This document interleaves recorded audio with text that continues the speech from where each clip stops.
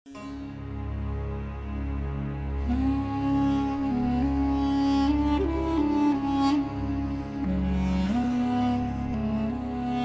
quand je suis faible que je suis fort. En tout cas, je le réalise aussi ici. C'est une église sans pouvoir. Si on entre dans des statistiques, c'est vrai, on peut désespérer, mais voilà, c'est justement dans cette dynamique du provisoire où réside à la fois la conversion, mais aussi la force de cette église. Voilà, c'est une église qui reste en même temps très fragile, puisqu'elle dépend entièrement des visas qui doivent être accordés aux éventuels permanents qui doivent venir ici, venant de l'extérieur. C'est justement au cœur de cette fragilité où réside la force de cette église.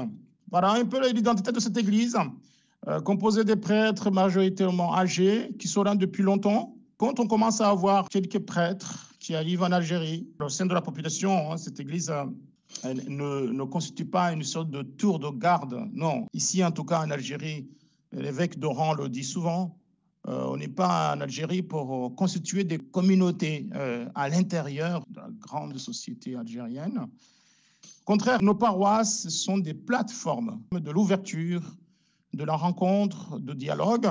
Par exemple, le centre où je suis, le centre Pierre Colavry à Oran, c'est vraiment un centre justement qui favorise cette ouverture à l'autre et de plusieurs manières, notamment à l'égard des enfants qui nous sont confiés et qui viennent pour travailler dans nos bibliothèques, pour vivre des activités dans l'après-midi. Cette église rayonne de par l'accompagnement des plus fragiles.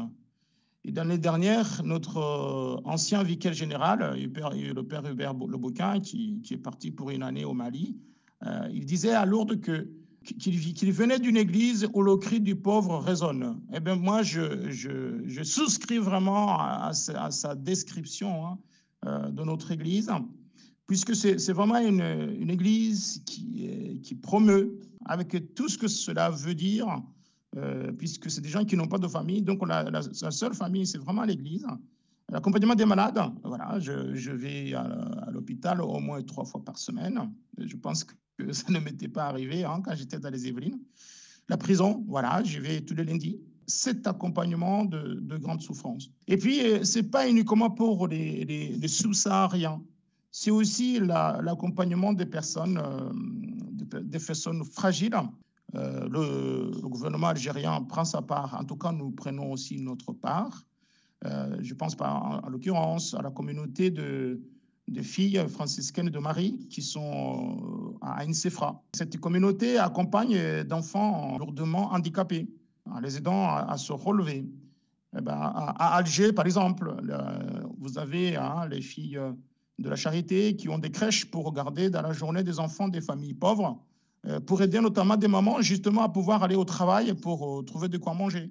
Il y a d'autres associations algériennes qui le font, mais en tout cas, nous, en suivant le Christ qui a fait l'option pour le pauvre, nous prenons notre part en tout cas de cette manière-là.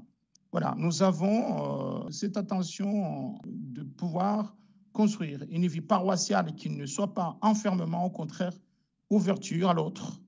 Non pas pour le convertir, non pas pour le mettre dans notre camp, mais au contraire pour bien être attentif à ce qu'il vit de pertinent, d'important. Effectivement, le 8 décembre, cette année, à Oran, au sanctuaire de Santa Cruz, nous avons la béatification de nos 19 martyrs.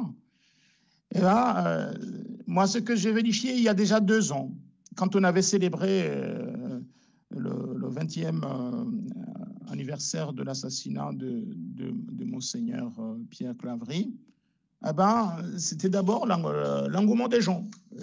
Beaucoup de gens. Derrière tout ça, c'est cette amitié qui était tissée par nos bienheureux avec ce peuple, avec ce pays, qui était honoré et qui demeure honoré.